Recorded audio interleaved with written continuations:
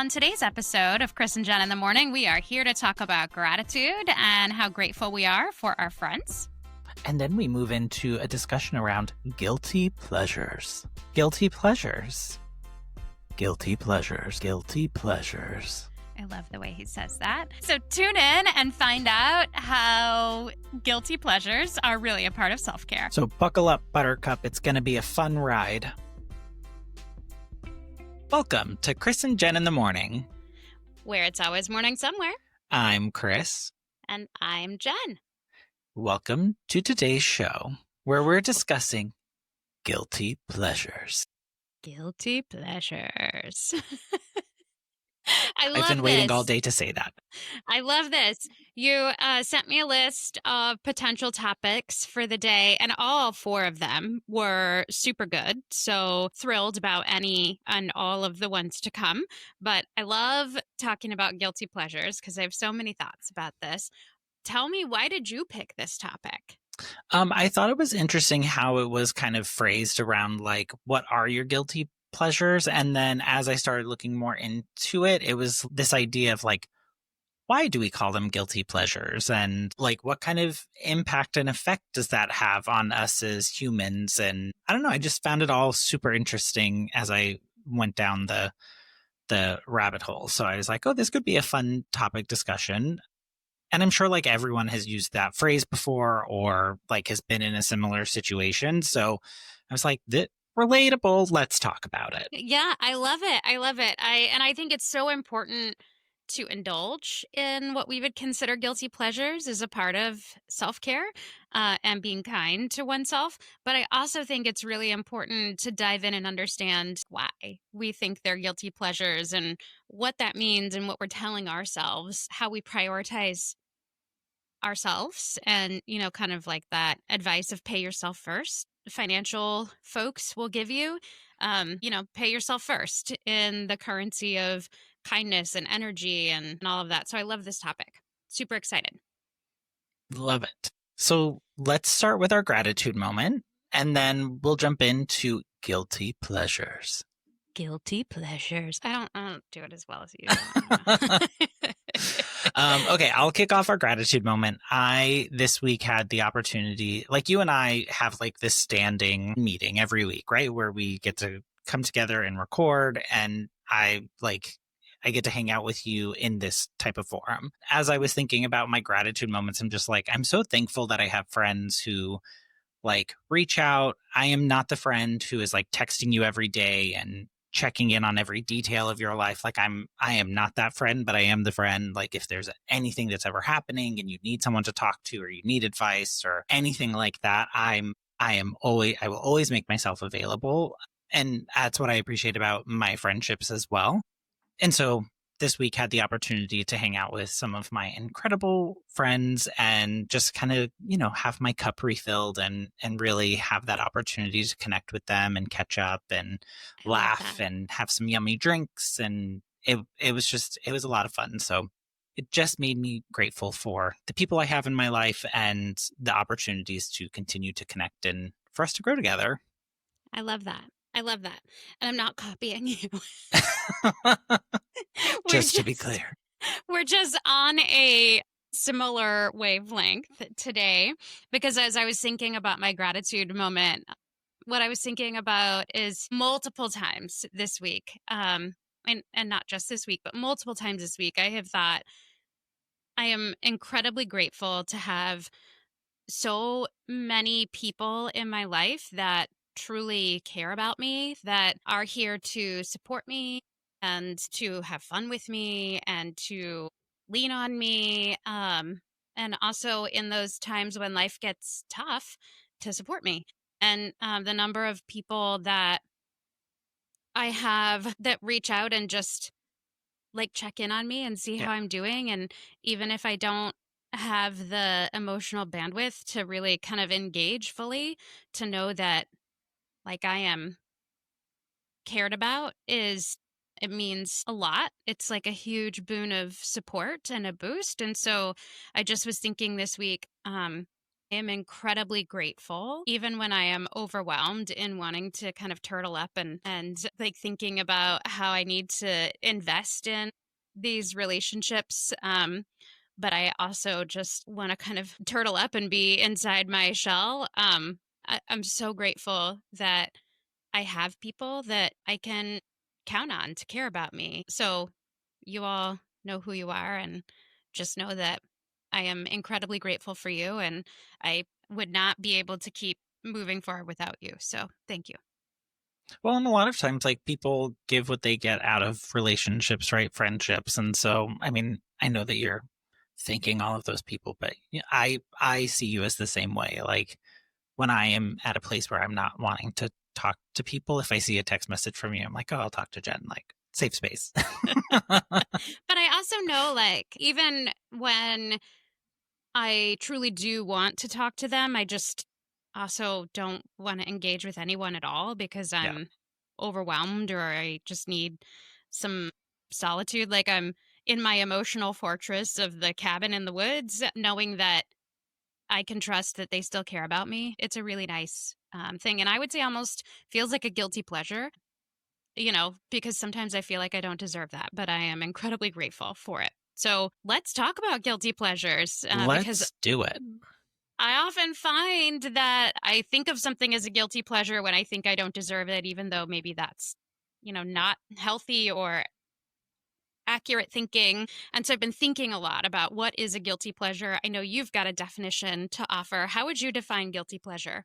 Well, when this first came up as an idea for a topic, I kind of thought of it as like these things that like you kind of feel bad about like indulging in them and like either not having the strength to withstand or resist. And then after the fact, you look and you're like, oh, I shouldn't have done that, or I'm not going to tell people that I did that because I don't want to like deal with, feeling guilty about that. So initially, as I was thinking about this, I was like, oh, what would some of my guilty pleasures be? And then the more that I started looking into like where this where the phrase guilty pleasures came from and kind of its existence and how it's transformed over the years, I now kind of see it in a different light. And now I'm like, oh, well, now I don't feel bad about like indulging in things. Like it is what it is. Like Which I it's my think is life. I'm going to do what I want to do. such a healthy a place to get to, but I think a Yeah. lot of us struggle to get to that place. Right. I've shared before, I've had a number of people tell me, be kind to yourself. And they would say that to me. And I'm going, well, I'm a smart person, but I don't understand what that means. Like, Yeah. what do you mean? What would I do differently? And I do think when I think about guilty pleasures, I think that's a part of being kind to yourself. But when I was thinking this morning about what is a guilty pleasure, how would I define what a guilty pleasure is? I think that I would consider anything that you believe you are investing resources in, whether it's time or money. Those are the two main ones I can think of. Energy, that you feel like some external force would tell you that those resources should be spent elsewhere. If I think about like getting massage, I've often said I struggle with thinking that going and getting a massage is a guilty pleasure, but for someone who carries around a lot of tension, it is not only kindness to self, it is kindness to everyone around me. Yeah. And it's, health, like for my own longevity and being able to properly function day to day. And, doing that on a regular basis is something I should be doing. And yet I feel really guilty about it Right. because I feel like it's both time and money that I should be spending doing something else. And Yeah. what's funny is it's not like anyone has ever said that to me. So it's not like when I say an external force of some kind, it's like this perception that I have created and projected on what I think others would think. But when I stop and really Right. think about that, I know it's not logical. Yet it's like this belief that I hold. I also, I had shared, and I need to get back to doing this, but there were a number of years where I went on a walk almost every single day. I did a 5K in the morning, and it was a great way to start my day, just to get out there, get some steps in, get my Yep. head in a good space. And I literally was like, I cannot take the time in the morning to go for a walk because if I am awake and present enough, I should be logged into work. And so that felt like a guilty pleasure to me of, Yeah. no, I'm not going to hop on this call at 8 a.m. or 7:30 a.m. I'm going to go for a walk. And then it was, well, I'll go for a walk and I'll take the call at the same time. And it just felt like such a guilty pleasure. Like, I know I'm doing this for me, and that feels guilty because it's about me. And I really should be giving Yeah. that time to something else, Right. which is the dumbest thing. And yet, like, I still struggle with that. Well, so exactly how you just explained it. So whenever I was looking into the phrase guilty pleasures, it was, I guess, like started to be coined in the 1700s. Mm-hmm. And it was Little history. kind of used to shame people. Like it was a way, it was like you are living outside of what we would consider the norms or what is okay. And so it was almost like community pressure to get people to not want to do things. And I think it was first, like the first time it like shows up in writing, in like secular writing, if you will, was in the New York Times. And if I can remember correctly, I think it was like in the 1800s, sometime in the 1800s, but it was attached to a brothel. And so it was so again, like that's shameful. People shouldn't be going there, spending their time, their money, their resources, like all of that So stuff in those spaces. something you find enjoyment in that you shouldn't. Correct. So it began as a way to kind of like shame people into their behaviors, their activities, and they were things that were hidden. We wouldn't talk about them. And then they started to see like this shift into the 1900s and even into the late, like I want to say it was like in the 1980s, they started to see more of a shift around it not really so much being used in a negative way, but in a way of like openness and conversation. And then when social media started, it just became like a trend. And now it's not so much, people don't see it in the same way. It's not as shameful. It's more trying to identify with people who are maybe like, binge watching the same show that you are, I or, don't know. Still have a little bit of shame associated with guilty pleasures.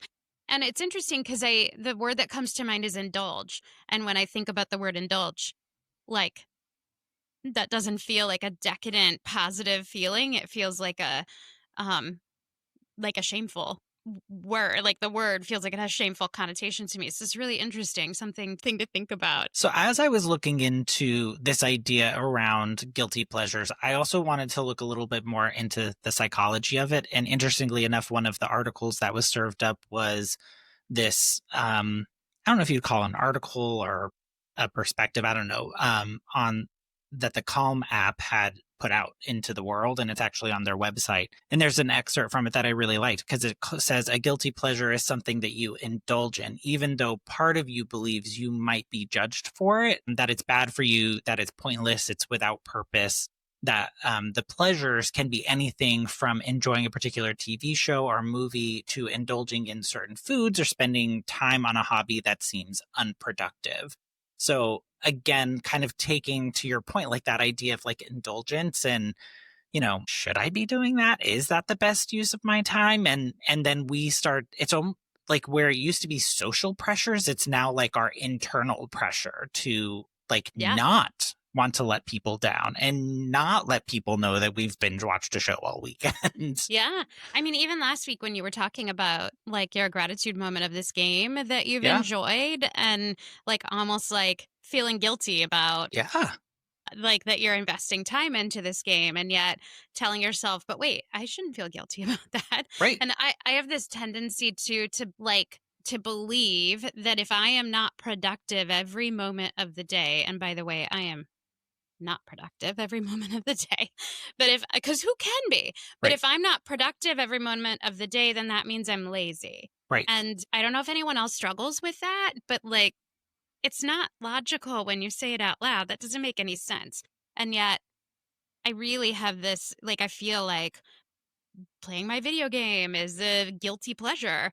And really, it's just a way to like unwind and like sit and let my mind passively think about things while I'm actively thinking about something else, or really just to like find joy, or Right. it's but um you start to think, oh, that's a time waster and I should be productive all of the time, and I should Right. be, if I'm not being productive for work, then I should be productive around the house, or I should be productive by going for a walk, or I should be productive by investing in relationships, or But and then, like, whose measuring stick are we using to say, like, how much productivity is the right amount of I mean, that's what I productivity? think is And so wild is there's no one who is paying enough attention to me, or I mean, if somebody cares enough about me to be judging what I am doing all the time, like, I'm grateful for you for caring so much about me.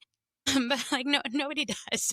And right. so it's like it is, I think my opinion, my take, it is our inner self projecting our inner feelings about things onto the proverbial everyone else. Like, in order to fix that, you have to go inside and Yeah. like really have that conversation with yourself about, why do I think this, and how can I reframe that thinking, and is this healthy, is there some truth to this, am I feeling guilty about putting off things that I need to do, and can I find a different level of balance. For that, sometimes I'll tell myself, okay, I know that when I start playing my game, sometimes I really just want to get stuck and get lost in my game. And so maybe there are things I should do before I play my game, or maybe I should set a timer, or, Yeah.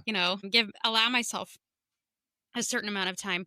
Or sometimes it's okay just to like take the day, as long as that's not something you do every day, finding the balance. So you brought up in the outline this concept of like guilt Mm-hmm. versus embarrassment. And when I was reading that, what came to mind is, of course, Brene Brown, who I'm a fan of, all of her work on shame. We've been talking about shame. Yeah. And when I think about embarrassment, my own take or opinion is that embarrassment is like shame's appetizer. It's like the precursor to shame. Embarrassment is that feeling that you feel, and you can either decide to dwell in that feeling and let it grow into shame, Mm-hmm. or you can decide to, redirect your thinking, and then move on. But I was listening to something that Brene Brown said where she was defining the difference between guilt versus shame. And she said, guilt is something that you feel about actions that you either Okay. took or did not take. And shame is something that you feel about who you believe you are. So the difference is that you can feel guilty about something that you did, but that isn't a feeling that is assigned to your person. Shame is something that you believe about yourself. I thought that was really interesting because sometimes we do let guilt or the embarrassment that comes from guilt grow into shame and start informing ourselves. I feel ashamed that I am wasting my time. And I believe that that says something about me, about who I am. It says I'm lazy. It says I'm, all these things. I don't want to be lazy. Why don't I want to be lazy? Why is it okay for me to not be lazy sometimes? Why is that a bad thing? Where does that come from? So it's just really, really interesting. One of the things Brene Brown also said, and I'm interested in your take on this, is when talking about shame, she said for women, they feel shame about many things based on her research. But based on her research, and she's done a lot of research on shame, so this is interesting. Men feel shame about one thing, and it all comes back to being weak. What do you think about that? This is going to be a cop out of an answer, and sorry, but like I would need to better understand like where she's like doing this from. Like I understand Yeah. like it's this idea of maybe being weak as not being able to provide, or being weak as not being emotionally available, or all of these different things. But I I think people can feel shame about a bunch of different things Mm, and on many different levels. And I think a lot of times it's shame that keeps us from having conversations that then like grow into these bigger things that we feel get out of control and we can't manage anymore. yeah.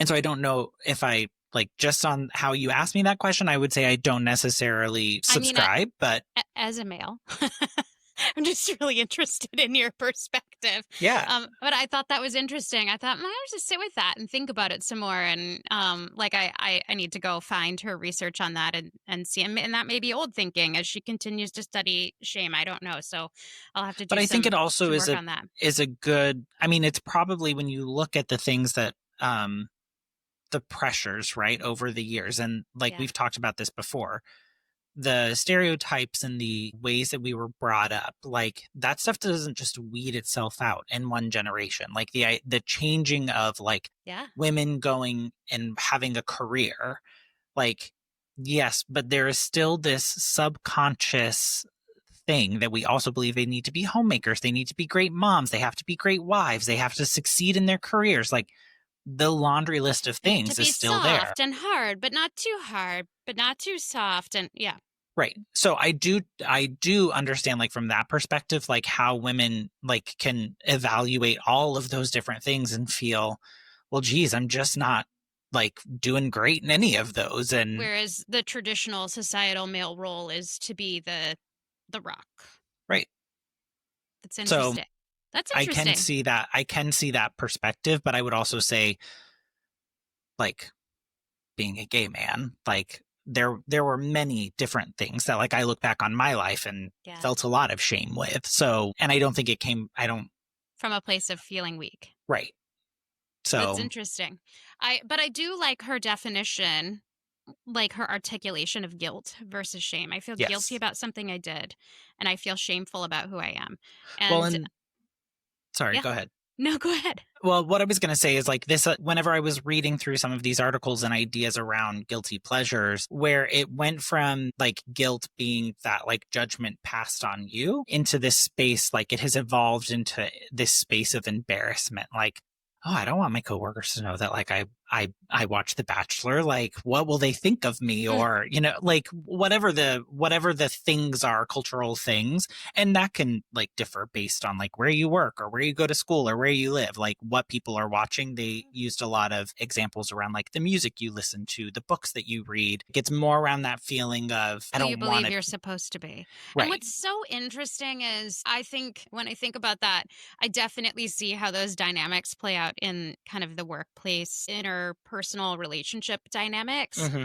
But like it takes me back to thinking about like the middle school era, at least for girls. I don't know if this is true for boys too, but it probably is. In middle school, like it's just such a challenging time.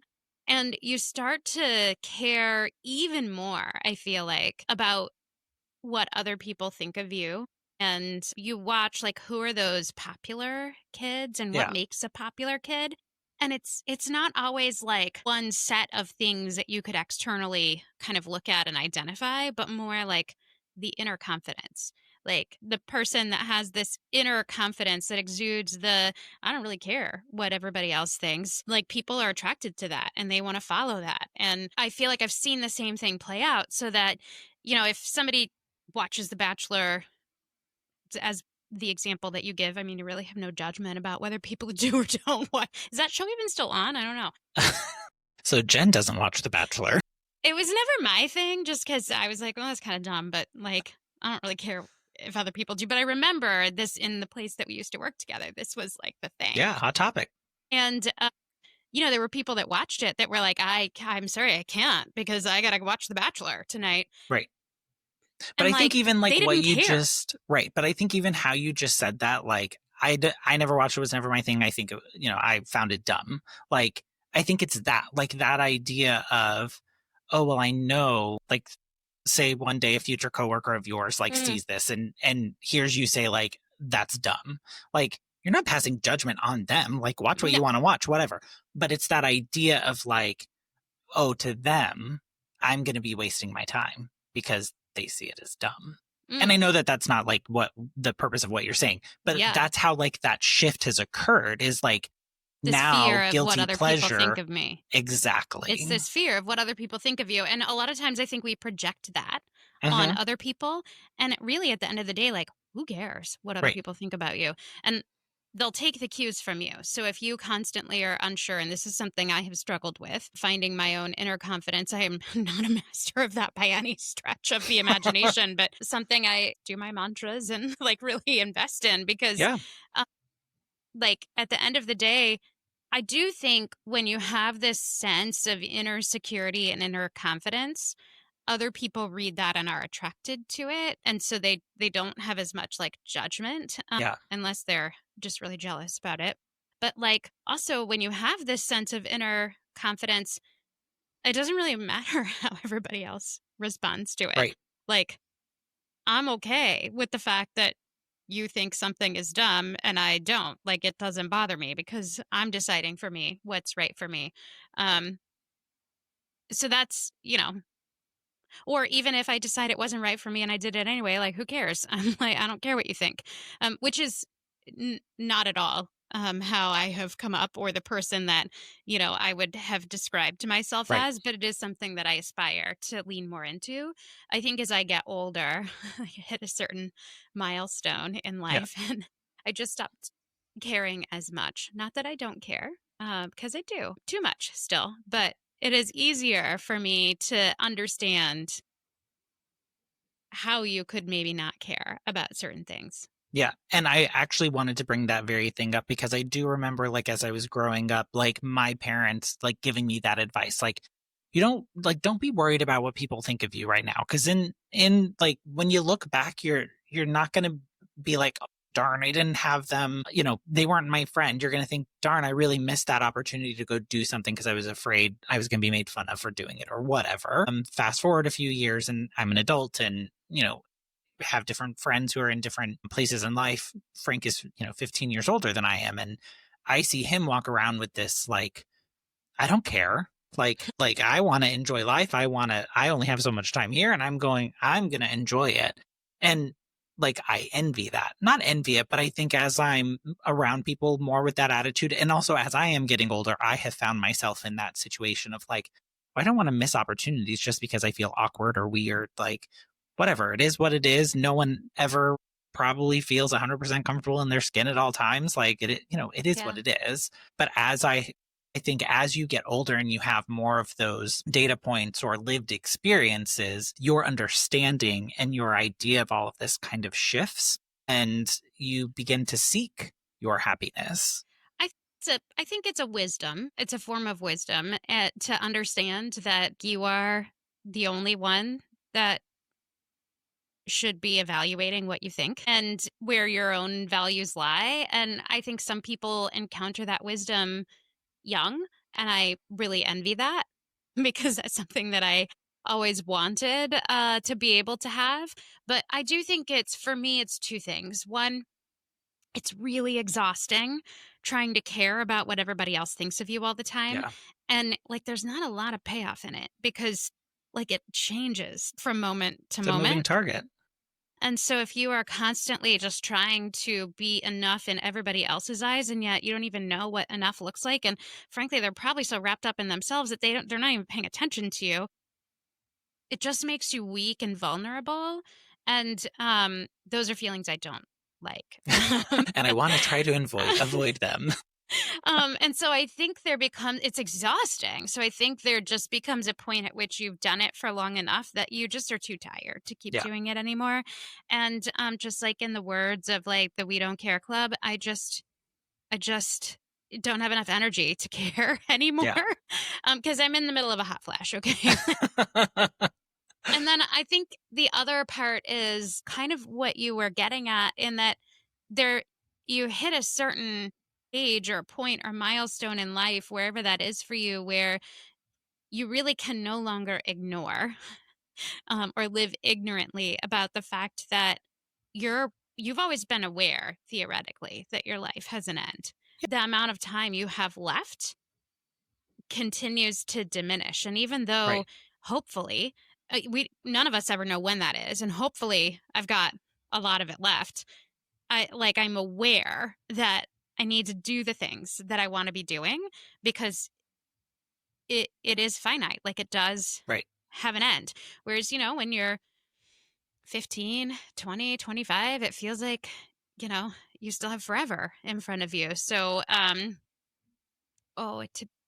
just want to go shake my Right. Your younger 27-year-old self. self that thought, oh, life is older. I'm getting so Right. old.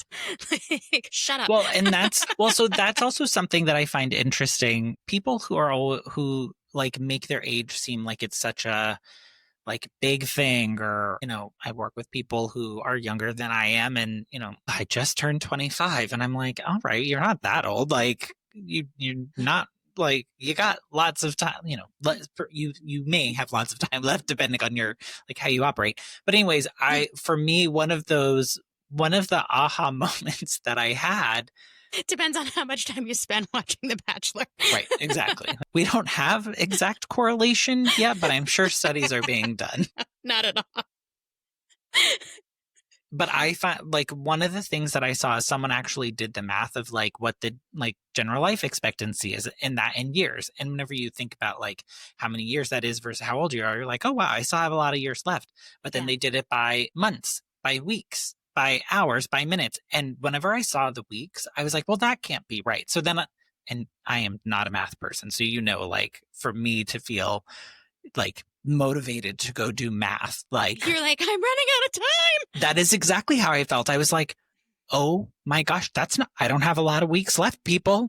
I think I did that math once and I didn't like the answer. And so I've just chosen to put it away from my mind and ignore it. And Yeah. I was like, even when you think about that song from Rent, Yeah. 525,600 minutes. Yeah. That's the amount of minutes in a year. Cause it feels like it should be like 1,000,000 minutes, doesn't it? It's 525,600 minutes. Yes. Yeah. It That's feels what I like it said. should be much, much, much, much more. Yeah. And it's Feels not. like it should be 1,000,000 minutes. Right. There has to be 1,000,000 minutes in a year. I think this relates back to the time travel. See our episode on that for Yeah. more information. It's about, what was that? The addition of seconds, like Yeah. leap seconds. The leap seconds definitely have to be coming into play here. Right. But let's be clear, like leap seconds that are like measured in the microsecond. So like No, there have been right. 26 leap seconds added since the 70s, so I get it. Like it's less than half a minute, but obviously, if you just do the math, that's how you get to from 525,600 minutes to 1,000,000 minutes. Yeah, obviously. In the grand scheme of right. The universe over billions of years. It's got to multiply out. I'm not going to do the math. I don't want the answer. No. And I think that is my point in all of this, and kind of what I was reading about like this idea of guilty pleasures. Psychology Today has an article where they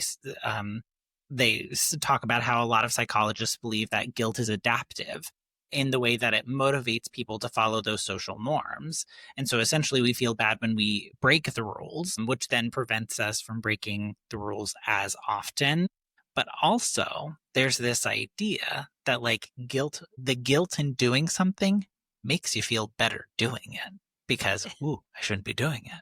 Well, I don't know. I think that depends on who you are. I think that depends a little bit on personality, maybe some on upbringing, like in some of your past.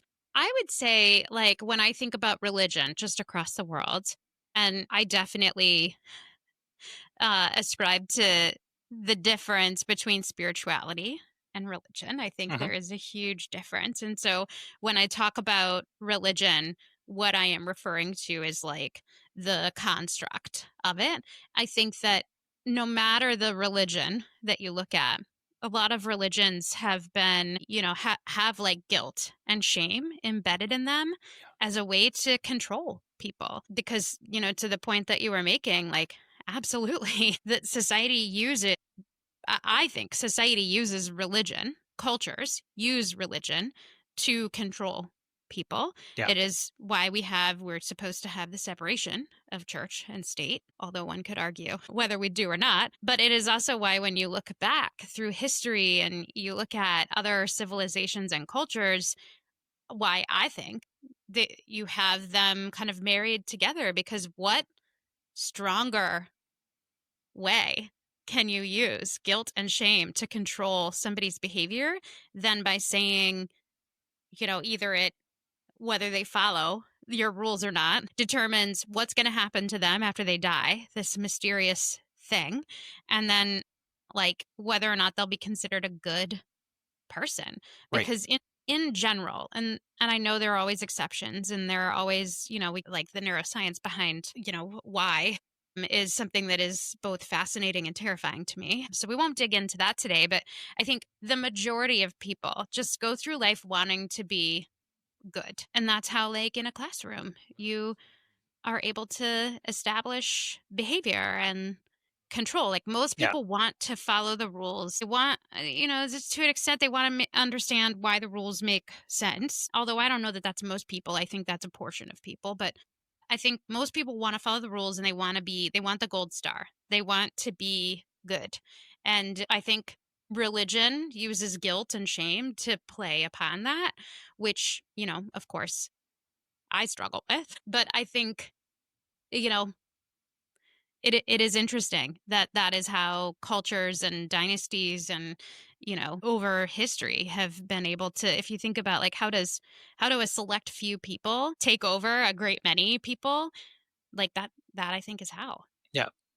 Yeah, I think the pressure to join in, assimilate, like not create ripples, like wanting to be accepted into the vast majority. And right, like there's someone who's defining that. There's someone who's saying what right looks like and what are the things we are going to follow. And one of the examples that I really appreciated was like when there was an article that was talking about like books and how there are people who, you know, the great literature and that's what they talk about and what it brings and how it like forms the mind and all of these things. But then what people are really reading and really enjoying are like the romance novels and the things that are, but that's not what we talk about because we don't want to be judged for that. Like, and so, which I've told you recently, like I've gone on my journey of reading my first versions of romance novels and like I'm proud of that. Like I had never read one before and then I listened to a lot of them and once I figured out the formula I was like, okay, this is a little less exciting, but like Yeah, it's still like great content. it's like a Hallmark movie. Depends on who. Well, it depends on who you read. Like, yeah, generally they always end up happy in the end, but sometimes they don't, and then it's not satisfying. Well, to be honest, like you're holiday reading it for the shows payoff. holiday Huh? shows are also on a list of guilty pleasure and I immediately thought of you and your Hallmark um, uh, year-end extravaganzas that you Yeah. enjoy. Let's just not call it year end. I mean, Hallmark makes holiday movies for every holiday out there. Also, Christmas in July. But, I haven't been indulging in that as much recently, but I think part of the reason that there is such a following and that it appeals is like it's a really safe place to retreat into, right? Right. Like there's no stress about the outcome. Am I going to invest? You know how I am about like picking a book to read or a You do movie a to lot of watch. research. It's I'm like you like, trying to find a hotel. yeah, I'm just really apprehensive about it. And I'm apprehensive about it in part because, like, I don't know what journey somebody else is going to take me down, but Yeah. after I invest all of this time in it, which we've already established is finite, and I've built this relationship with these characters because I don't know if anybody else does that, but like I certainly do. Is the payoff going to be worth it? Yeah. Like, am I going to be taken down? I must have been jaded by some books or something. Am I going to be taken down some dark place? And because I don't need a book for that. I don't Yeah. need a movie for that. Like life is just enough for that sometimes. And I think the guilty pleasure, if you will, about the Hallmark movie is some of them are actually like good. Some of them are, cringy.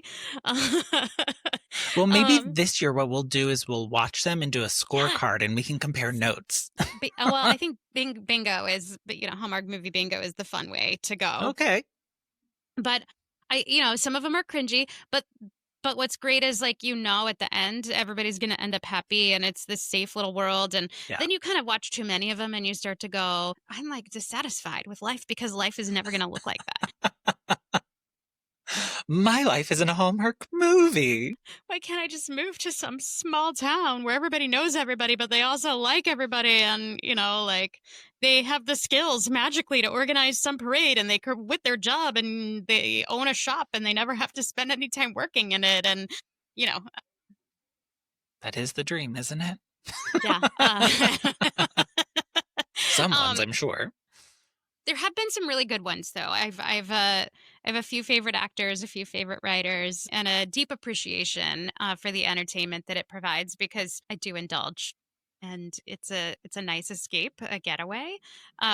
It is a guilty pleasure, uh, and maybe it's guilty because like you said, it like people can be like, "Oh, you watch Hallmark movies?" But I'm proud. It's fine. I like Well, and it. I think that's like where I want like to kind of wrap this conversation up in is like the guilty pleasures also do something that is really healthy and necessary for us. And it allows us that safe space. It allows us that that opportunity to refresh in a way that feels good to us. So whether that's, watching The Bachelor, whether it's reading a book that, isn't the great American literature, or indulging in Hallmark I mean, movies, somebody like, still invested themselves in writing that book and making correct. that movie. And there are people who do like that is a happy place for them, and that Yeah. like fills their cup, but Yeah. that doesn't take away from the importance of that for you to say, well, that's not enjoyable to me. That's not where I want to spend a lot of my time, a lot of my energy there. I rather it be in something that I more enjoy. But it's about finding that balance, because if you just live in this space of like constant indulgence and like, is that Then really it becomes healthy? not a guilty pleasure. Yeah. I was thinking the exact same thing. Like our disclaimer here is like, yes, participate in your guilty pleasures, lean into them, start asking yourself, why do I feel guilty about this? Does it relate back to some shame, something I believe about myself? Why do I believe that? Is that really logical? Maybe even say it out loud, even if just to the mirror, because sometimes you hear it and then you go, okay, well, maybe my thinking's a little Yeah, incorrect. But like these guilty pleasures should not be things that are harmful to you. They shouldn't be right. harmful to your physical, mental, spiritual health. They shouldn't be harmful to other people. And they also, you do have to find balance. Like guilty pleasures are not an excuse to not do the things that Right. you have to be responsible for. It's just about balance. Right. And so I think, as I like you were talking about like voicing up and speaking up whenever, like, if you're with friends and they're like, coming down on a show or a book or something that you really enjoyed, like, speak up and say it. Like, I challenge you to do that, because Here's people my won't struggle with think that. things from a different perspective if you don't challenge them to. Here's my struggle with that. I always go to I feel like anyways, anytime you say always, but I feel like I often like I'll speak up, but for some reason it comes out with a level of intensity that I don't necessarily mean. And so all of a sudden like everything gets well, I really like that book. And then everything just gets weird and awkward, and I'm overly intense. And so that's something I don't know if you find that about me. I find I that mean, about me. sometimes you do, but then I think like that, like, who's gonna just let that like end the conversation? Like, I think that like, if we are talking about something and you want to come in and speak passionately about a counterpoint of it, like, isn't that the point of a discussion? Like, yeah, maybe it I mean, escalated but or it feels like even it was too escalated, but intense for me. Like my intensity meter is like not calibrated. well, maybe it's just you wanting to make sure that you're heard. Like, you're I don't getting in know. there with that intensity so you are sure that you are heard. I think my dials just turned up higher. Well, It's not on purpose. The way it comes out doesn't always match the way it is on the inside. right. But yeah, it's like this over intensity of how I feel about it. And so then it's just awkward and everybody's like, "Okay." Um so if you know me and I do that, just know I didn't mean to. Probably if I did, you'll know, but I probably Just didn't. say, Jen, that was a bit intense. Like let's just laugh about it. Don't call me out on it. Let's just laugh. Break the ice. um, but yeah, so I just thought this was like a really interesting topic. I really, especially getting more into, reading or reading, as you like to judge me on. Listening to books. Listening to books. We did actually go to a real bookstore. It was an independent bookstore we happened across in the city Now that's a guilty yesterday, pleasure. and I did go in and buy 3 books. Did you just like smell them? No, I didn't smell them. Is that weird? Do you go into books and like shove your nose into the pages? Like, when you walk into a bookstore, like the smell that it has of like the paper and the binding and like the books, like not a library or a used bookstore where it's all kind of musty and mingled with like people's cigarette smell and whatever. But like new books, the smell of new books is like the smell of new pencils. I think we're going to have to do a whole episode on this. Well, it's real. It's a thing. The palette, the nose palette of Jen. I am not alone in this. No, I know a lot of people really like the smell of new books. I actually just found out one of my colleagues does not buy new books. She will only buy used books. They have to be like in good condition. Why is but that? I don't know. She feels like she doesn't like the smell. One of she wants to save them from the landfill. Possibly, like wanting to save the environment and reuse. The mystery of where the book has been before. Well, I would say yes to that, but it's not like she said like she's looking for them like with someone's name in them or anything like that. She just like she goes to books like used bookstores and I want to be like, whose hand has this book been in? What life has this book led? But then as soon as I start asking those questions, a lot of other intrusive questions come in, like, and then all of a sudden you're putting the book down. Did they leave the book in the bathroom and flush the toilet with the lid open?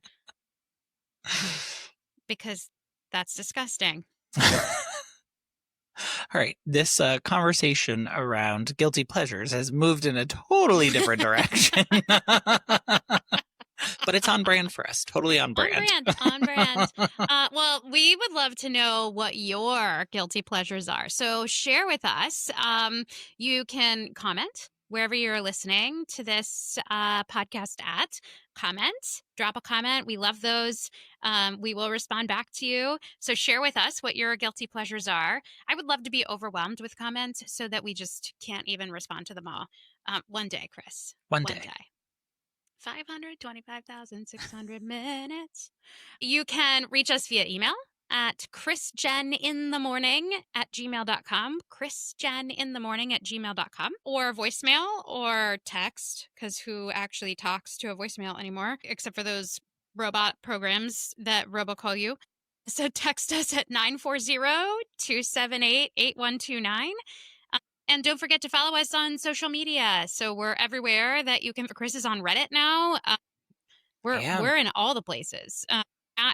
At Chris and Jen ITM. ITM stands for in the morning. At Chris and Jen ITM, you can find us anywhere you are, pretty much. So we would love to hear from you and share with us what your guilty pleasures are and how you feel about them. Yeah. So find us, follow us, subscribe, all of the things. And we look forward to hearing what guilty pleasures folks are into out there. Yeah. And until next time, be kind to one another and make it a great week. Bye, everyone.